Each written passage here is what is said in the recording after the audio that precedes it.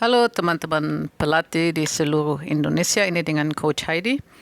Hari ini saya mau jelaskan peraturan untuk turnamen sepak bola mini 7 lawan 7, campuran berarti 5 putra U12 dan 2 putri U13 main di lapangan dengan 8 tim di satu lapangan yang ukurannya 40 kali 60 meter. Kira-kira ya, jadi sedikit lebih besar atau sedikit lebih kecil tidak apa-apa. Jadi pada turnamen itu pendaftarannya maksimum 15 pemain per tim, maksimal 10 pemain putra U12 dan minimum itu 5 pemain putri U13. Kenapa minimum? Bisa juga 7 pemain putri atau bisa 8 pemain putri, tapi jumlah pemain total tidak bisa melebihi 15. Jadi jumlah putra nanti harus disesuaikan dengan jumlah putri yang bisa ikut main. Untuk presentasi ini ada juga PDF. Kalau ada nanti pelatih yang minta PDF-nya bisa hubungi saya secara pribadi.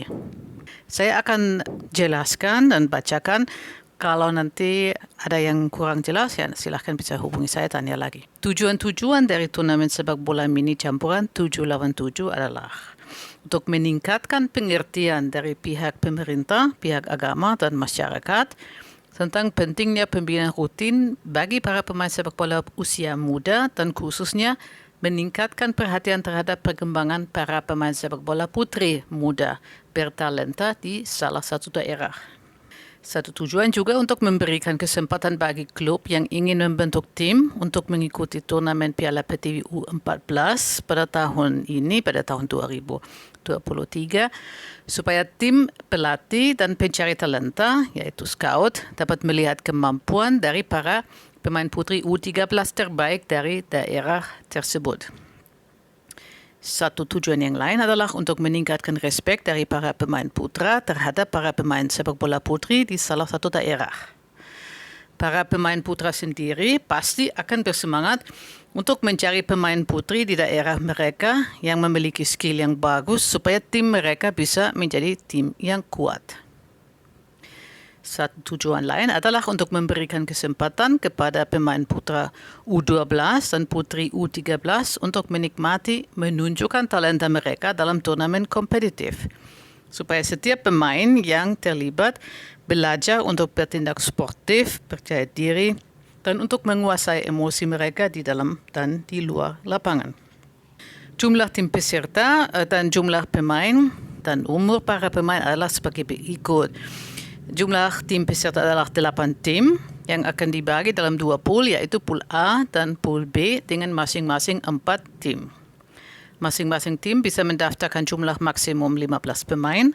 Di antara 15 pemain harus didaftarkan paling sedikit 5 pemain putri U13 dan jumlah maksimum 10 pemain putra U12.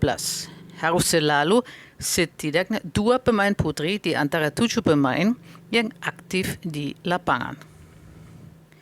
Jadi paling sedikit 2, bisa juga 3. Kalau misalnya 3 pemain putri berarti ada 4 pemain putra. Kalau 4 pemain putri berarti 3 pemain putra. Seperti itu. Para pemain putra yang diperbolehkan untuk bertanding adalah para pemain yang telah lahir pada tanggal 1 Januari 2011 atau setelahnya. Sedangkan para pemain putri yang telah lahir pada tanggal 1 Januari 2010 atau setelahnya. Jadi pemain putri boleh 1 tahun lebih tua daripada laki-laki ya. Sebagai bukti umur harus dibawa akte kelahiran yang asli dari masing-masing pemain pada saat pendaftaran. Panitia, tim, media akan mengambil foto dari para pemain dan dari masing-masing akte kelahiran. Baik, sumber daya manusia yang dibutuhkan untuk menyelenggarakan turnamen 7 lawan 7 adalah tim panitia penyelenggara yang mengundang 8 tim untuk mengikuti turnamen dan yang mempersiapkan lapangan pertandingan. Tim panitia juga yang berkomunikasi dengan tim wasit dan tim pelatih masing-masing tim untuk menjelaskan peraturan. Panitia juga mengatur waktu untuk pendaftaran, menerima uang pendaftaran dan memeriksa data para pemain. Panitia juga mengurus sistem pengeras suara dan membuat laporan pertandingan pada setiap hari pertandingan. Dan juga panitia menyiapkan tenda, tempat duduk dan snack, air minum untuk panitia, tim wasit dan tim medis. Selain tim panitia penyelenggara dibutuhkan tim wasit yang terdiri dari 1 wasit utama dan 2 hakim garis per hari. Bisa juga mereka ganti-gantian. Sebaiknya disiapkan 1 wasit cadangan per hari yang bisa mengganti wasit utama apabila dia sakit atau cedera. Jadi keseluruhan tim wasit mencakup 4 orang. Dibutuhkan juga tim keamanan, jadi jumlah SDM yang dibutuhkan tergantung dari tingkat risiko keributan di daerah penyelenggaraan. Kalau di situ sering ada orang yang buat ribut, ya siapkan lebih banyak orang yang nanti jaga. Kalau tidak pernah ada masalah di situ karena semua tenang, ya tidak usah tim keamanan, tergantung daerah dan situasi setempat. Tim kesehatan dibutuhkan, ada 1 tim medis yang standby di lapangan pertandingan. Dan bagus kalau ada 1 mobil ambulans yang siap untuk dipakai apabila ada cedera parah. Yang dibutuhkan juga tim media yang mengambil foto dari para pemain dan akte kelahiran masing-masing pemain dari setiap tim. Dan yang mengambil video pertandingan dan yang menyiapkan dan mengupload berita tentang setiap hasil pertandingan per hari di sosial media seperti Facebook, Instagram, dan atau YouTube supaya nanti masyarakat juga tahu tentang kejuaraan itu dan apa yang terjadi pada setiap hari. Mengenai biaya pendaftaran, masing-masing tim yang ingin mendaftarkan diri harus membayar uang pendaftaran yang telah ditentukan oleh panitia dan harus menyerahkan daftar dengan nama lengkap sesuai akte kelahiran, nama panggilan, dan tanggal lahir dari masing-masing pemain. Umur para pemain harus dibuktikan dengan membawa akte kelahiran asli masing-masing pemain. Panitia akan mengambil foto dari pemain dan dari akte kelahiran masing-masing pemain. Mengenai waktu pertandingan, setiap sore hari akan dimainkan 2 pertandingan. Di fase grup, Pool A bermain pada 1 hari tertentu dan pada hari berikut akan dimainkan partai dari Pool B. Pertandingan pertama akan dimulai tepat jam 2:30, sedangkan pertandingan kedua akan dimulai tepat jam 4 sore. Waktu bermain adalah 2 kali 30 menit dengan 10 menit untuk istirahat di antara kedua babak pertandingan. Masing-masing tim yang bertanding harus melaporkan diri kepada panitia paling lambat 30 menit sebelum kick-off. Apabila salah satu tim belum hadir di lapangan pada jam kick-off yang telah ditentukan oleh panitia, maka tim tersebut akan dinyatakan WO dan skor pertandingan akan dihitung sebagai kalah 0-3. Mulai dari pertandingan semifinal, partai pertama akan dimulai pada jam 2 supaya akan ada waktu ekstra apabila pertandingan berakhir dengan hasil seri dan harus dilanjutkan dengan adu penalti untuk mencari tim pemenang. Nah, sekarang di sini kita bisa lihat suatu formulir pendaftaran. Ya, itu contoh saja, bisa juga kelihatan sedikit beda. Yang penting isinya ada nama tim, alamat tim, nama dan nomor HP manajer tim. Kenapa dibutuhkan nomor HP? Supaya bisa dihubungi apabila ada perubahan jadwal karena misalnya hujan deras atau seperti itu. Oke, di sini ada daftar tim pelatih. Di situ bisa masukkan nama lengkap dari pelatih kepala, asisten pelatih, pelatih kiper, pelatih fisik, dan tim medis. Supaya nanti bisa tahu siapa yang bisa dihubungi apabila ada pertanyaan dari panitia kepada tim pelatih. Dan kita punya daftar nama pemain. Ada 15 barisan karena hanya boleh mendaftarkan 15 pemain. Ada kolom untuk nama lengkap, nanti ada nama panggilan karena seringkali bingung karena pemain dipanggil dengan nama panggilan saja, baru nanti tidak sesuai dengan nama lengkap yang ada di daftar. Jadi bagus kalau ada dua-dua. Nah, di situ nanti para pelatih atau manajer harus kasih tanda apakah itu putri atau putra. Karena kadang-kadang dari nama tidak jelas. Makanya di situ kasih tanda, kasih X di kolom tersebut yang apakah itu putri atau putra supaya nanti bisa kelihatan apakah memang jumlah putra tidak melebihi 10 orang. Dan jumlah putri harus paling sedikit 5 orang. Kemudian tanggal lahir dan nanti nomor punggung. Jadi nomor punggung tidak bisa diubah-ubah ya. Dari awal sampai akhir turnamen nomor punggung harus dipakai oleh pemain yang sama. Jadi jangan hari ini pakai nomor 7, besok pakai nomor 10, itu tidak boleh. Nanti membingungkan.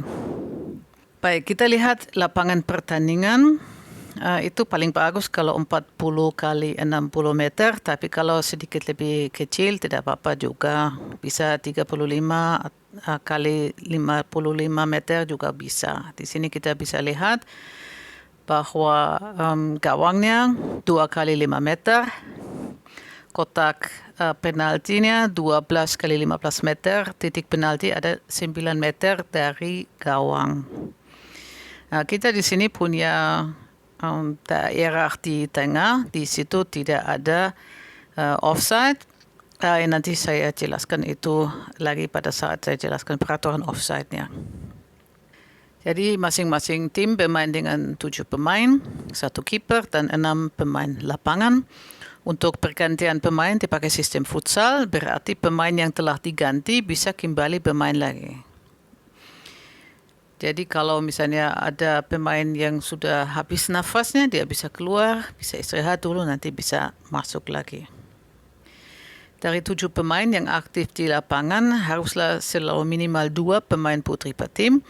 Apabila satu tim sudah memainkan semua pemain putri mereka, tetapi ada 4 atau bahkan 5 pemain putri yang tidak dapat melanjutkan pertandingan lagi, maka tim tersebut boleh melanjutkan pertandingan dengan 5 pemain putra ditambah 1 pemain putri, atau dengan 5 pemain putra saja, sedangkan tim lawan tetap boleh memakai 7 pemain, berarti 5 pemain putra dan 2 pemain putri. Jadi kalau pemain putri sudah capek semua, tidak boleh mengganti pemain putri dengan pemain laki-laki kalau sudah ada 5 pemain laki-laki di lapangan. Jadi sekarang saya mau jelaskan sedikit peraturan offside karena sedikit beda dengan lapangan besar. Kita di sini punya daerah dengan aturan offside, itu yang 15 meter dari garis gawang. Dan di tengah yang di sini daerah putih, itu di situ tidak dihitung offside supaya jangan pemain-pemain terlalu stres kalau belum terlalu mengerti peraturan offside, tapi mereka juga harus diperkenalkan dengan sistem offside supaya nanti kalau mereka main di lapangan besar mereka sudah tahu.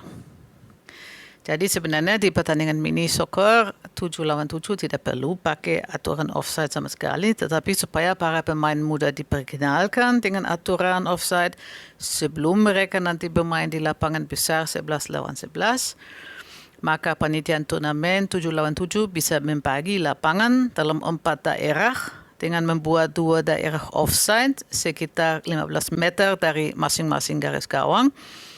Seorang pemain dianggap berada dalam posisi offside apabila dia berada dalam daerah dengan aturan offside, apabila dia aktif terlibat dalam penyerangan pada saat diberikan umpan dari teman setimnya, dan apabila dia berada lebih dekat dengan garis gawang daripada bola dan atau defender terakhir pada saat diberikan umpan kepadanya.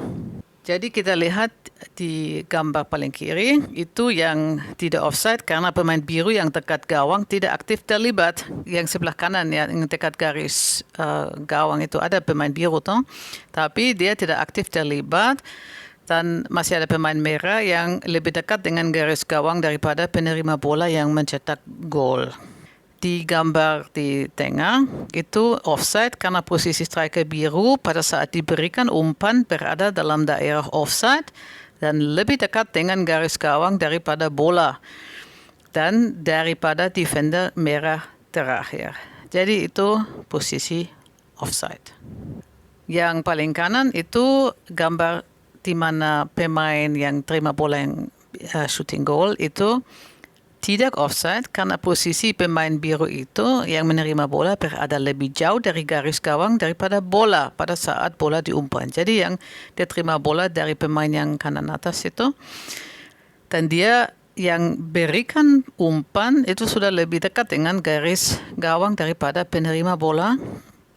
Dengan demikian pemain itu tidak offside.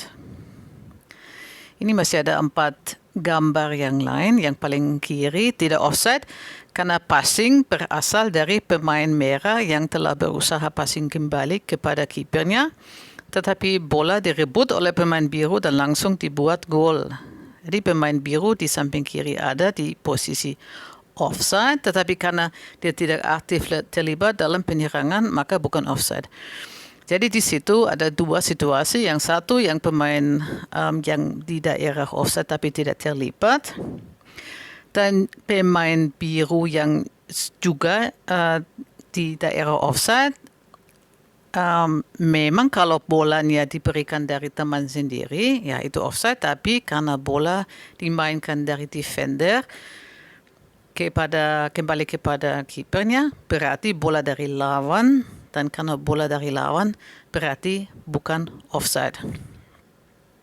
Yang gambar sebelahnya tidak offside karena penyerang biru pada saat diberikan umpan belum berada di daerah offside. Jadi dia masih di daerah yang di sini putih, di situ belum dihitung offside. Kalau itu lapangan besar, ya itu sebenarnya offside, tapi kita di sini pakai peraturan yang berbeda. Jadi di tengah tidak dihitung offside, dan karena itu dia belum masuk di daerah yang dimana dihitung offside, jadi tidak offside. Dan dia bisa bikin gol, dan gol itu akan dihitung.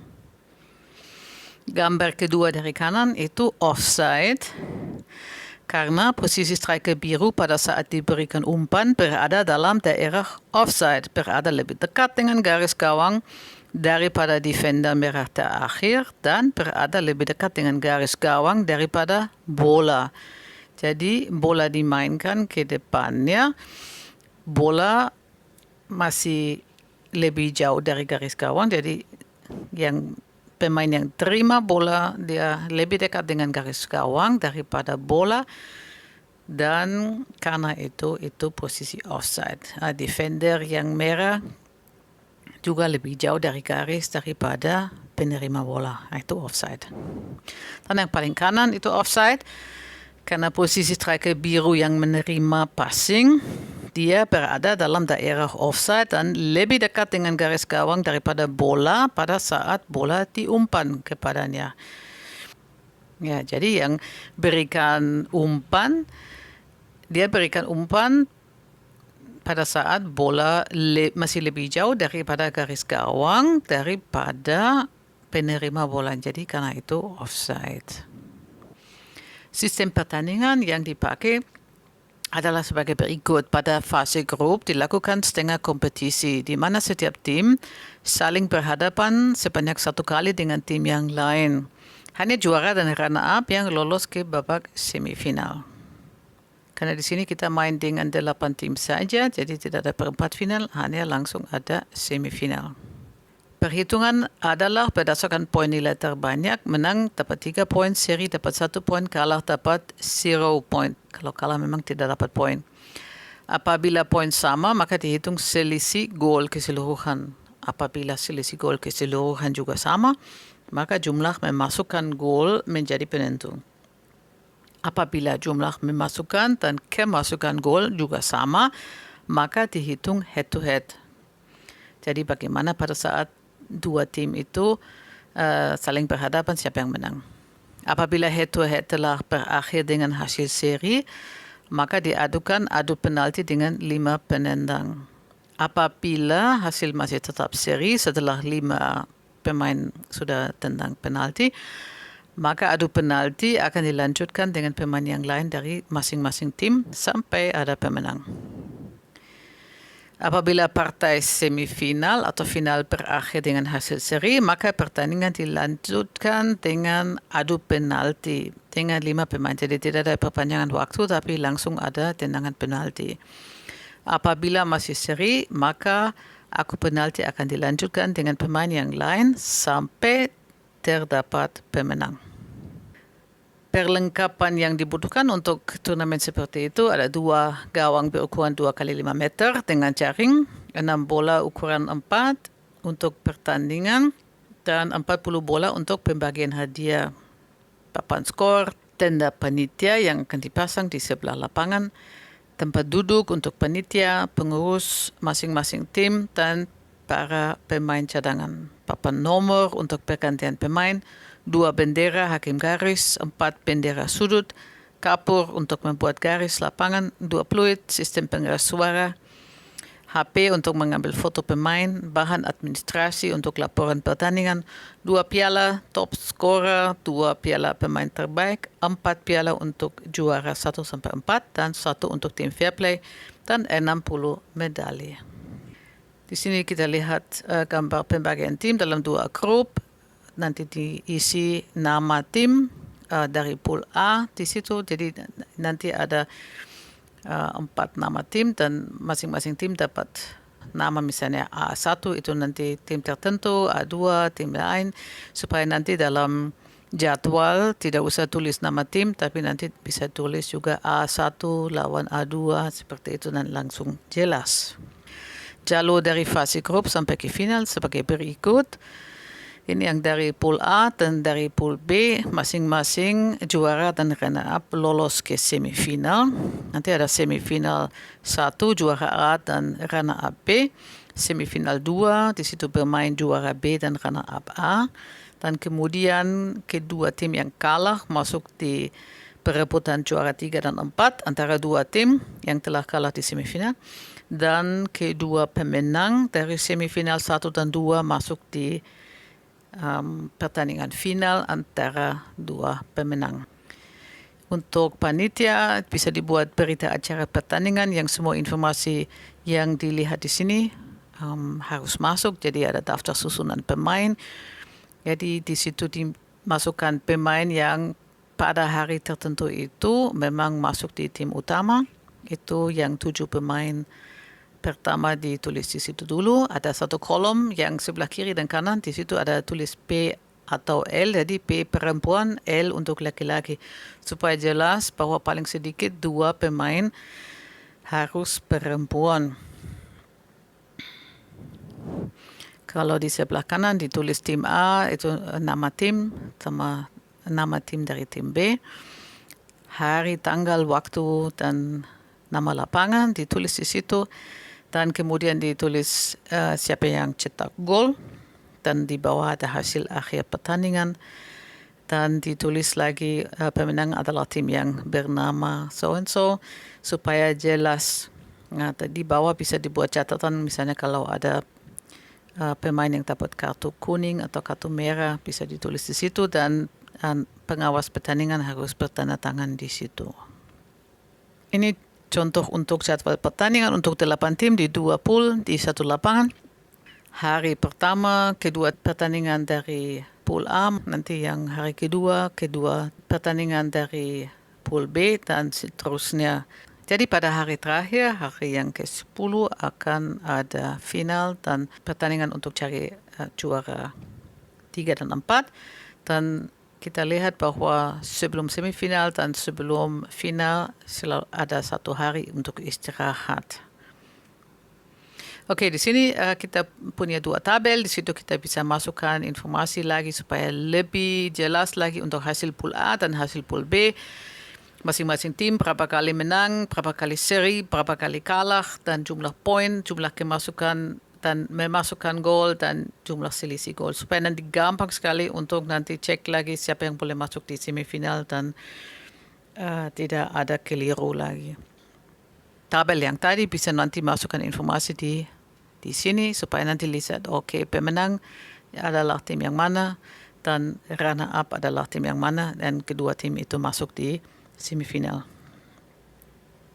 Untuk nanti hasil semifinal bisa pakai catatan seperti itu. Di sini sudah ada tulisan juara A lawan runner-up B. Nanti tinggal tulis nama tim saja dan nanti bisa dimasukkan skor di sebelah kanan. Dan di bawah juga sama, di juara B lawan runner-up A. Skornya bisa dimasukkan di situ. Dari situ langsung jelas siapa yang kalah, siapa yang menang, dan itu bisa masukkan di nama tim, itu bisa masukkan di bawah. Nanti skornya juga bisa ditulis di situ. Dengan demikian punya laporan yang sangat jelas tentang seluruh turnamen. Kemudian kita bisa buat daftar pencetak gol terbanyak dan kita buat satu untuk putra dan satu untuk putri. Karena nanti masing-masing bisa dapat piala top scorer supaya kita bisa juga memberikan apresiasi untuk pemain putri yang syuting paling banyak gol.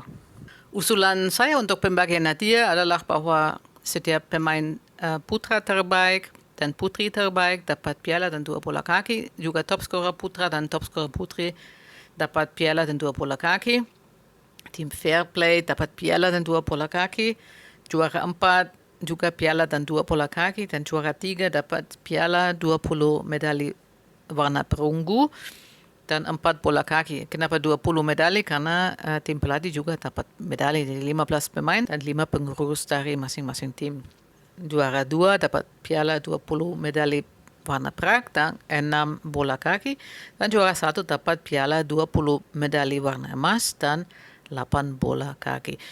Kalau tidak ada medali dengan warna perunggu, perak, emas, bisa juga tulis 1, 2, 3. Di situ ya jelas juga dan semua medali sama. Tapi saya pikir itu sangat bagus kalau ada medali karena itu yang anak-anak masing-masing bisa bawa pulang, sedangkan pialanya bukan anak yang bawa pulang, tapi biasanya tim manajer yang bawa pulang. Tadi kita juga bisa buat suatu tim All-Star di mana dipilih 14 pemain, 7 pemain putra terbaik dan 7 pemain putri terbaik. Dan bagus kalau masing-masing pemain yang namanya muncul di dalam tim All-Star itu bisa dapat 1 bola sebagai hadiah. Demikian usulan saya untuk membuat turnamen campuran 7 lawan 7. Terima kasih. Semoga sukses dan semoga nanti kita bisa dapat banyak talenta baru putri U13 yang nanti bisa menikmati untuk masuk di SSB dan menikmati melanjutkan pembinaan di salah satu klub. Terima kasih.